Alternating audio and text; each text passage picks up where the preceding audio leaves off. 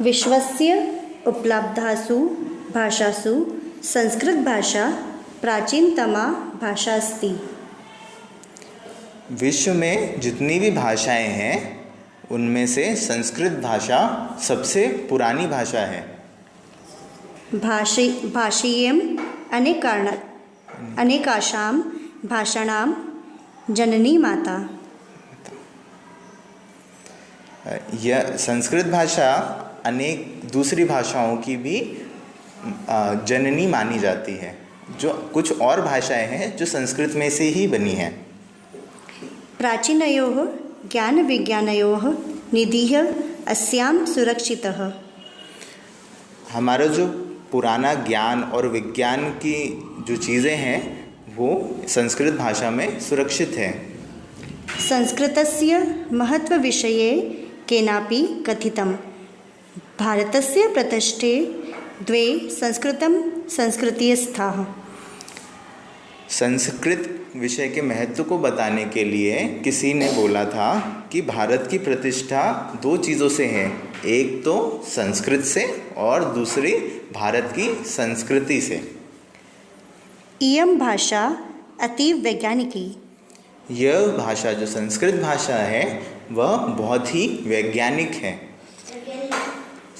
Scientific है। केचन कथयन्ति यत् संस्कृतमेव संगणकस्य कृते सर्वोत्तमा भाषा। कई लोगों का ऐसा भी कहना है कि जो संस्कृत भाषा है वो कंप्यूटर के लिए, संगणक के लिए सबसे उत्तम भाषा है, सबसे अच्छी भाषा है, सबसे अच्छी भाषा है।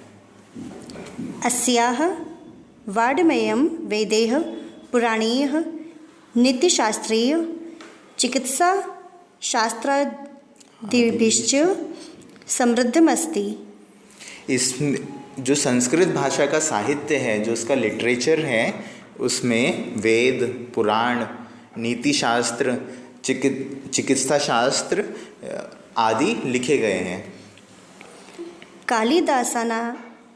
कालिदासादीनां विश्वकवीनां काव्यसौन्दर्यम् अनुपम।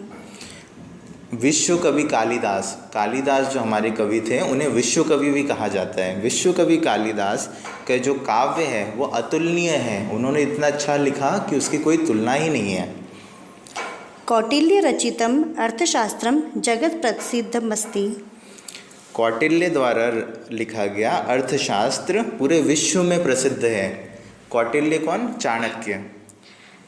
गणितशास्त्रे शून्यस्य प्रतिपादनं सर्वप्रथमम् आर्यभट्टः अकरोत्। गणित शास्त्र में शून्य, जीरो की जो खोज है वो सबसे पहले आर्यभट्ट ने करी थी। चिकित्साशास्त्रे चरक सुश्रुतयोः ज्ञान योगदानं विश्वप्रसिद्धम्। चिकित्सा शास्त्र में चरक द्वारा लिखे गए जो सूत्र हैं उनका योगदान, उन्होंने जो लिखा वह पूरे विश्व में प्रसिद्ध है। संस्कृते यानि अन्यानि शास्त्राणि विद्यन्ते तेषु वास्तुशास्त्रं, रसायनशास्त्रं, खगोलविज्ञानं, ज्योतिषशास्त्रं, विमानशास्त्रम् इत्यादीनि उल्लेखनीयानि। संस्कृत में और भी अन्य शास्त्र लिखे गए हैं। कई अलग अलग सब्जेक्ट्स के बारे में संस्कृत में लिखा गया है, जिनमें से वास्तुशास्त्र, घर कैसे बनाना चाहिए, रसायन शास्त्र, केमिस्ट्री, खगोल विज्ञान, ज्योग्राफी, ज्योतिष शास्त्र, एस्ट्रोलॉजी, विमान शास्त्र, मतलब जो हवाई जहाज़ बनाने की इंजीनियरिंग होती है, आदि बहुत ही उल्लेखनीय कार्य किया गया है इनमें। संस्कृते विद्यमानां सूक्तयः अभ्युदयाय प्रेरयन्ति, यथा सत्यमेव जयते, वसुधैव कुटुम्बकम्, विद्या अमृतं शून्यते, योगः कर्मसु कौशलम इत्यादि।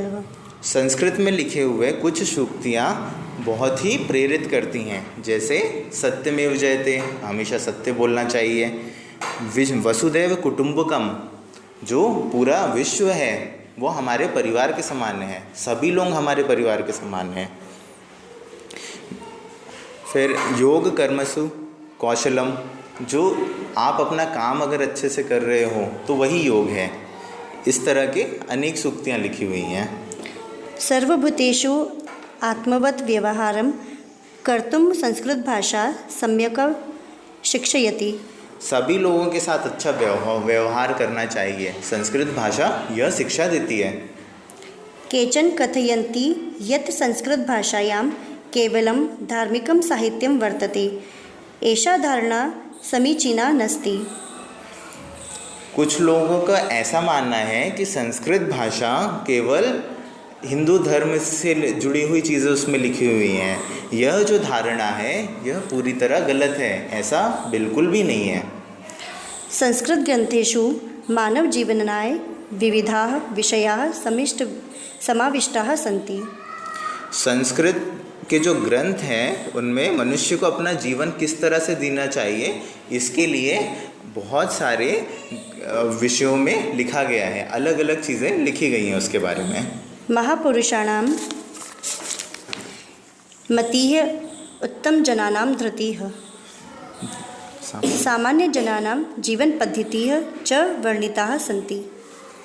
जो संस्कृत भाषा है उसमें महापुरुषों का जो ज्ञान है, महापुरुष कैसे, जैसे पाणिनि है, पतंजलि है, कपिल, महर्षि कपिल हैं, इस तरह के जो लोग हैं उन लोगों का ज्ञान। फिर उत्तम जनानाम धृति है, जो उत्तम लोग हैं जैसे श्री राम, श्री कृष्ण, इन लोगों का कैसा व्यवहार था, दूसरों के प्रति कैसा व्यवहार था, इसका वर्णन किया गया है।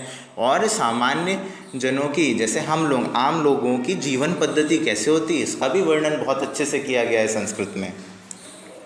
अतः अस्माभिः संस्कृतम् अवश्यमेव पठनीयम्। इसलिए हमें संस्कृत अवश्य पढ़नी चाहिए।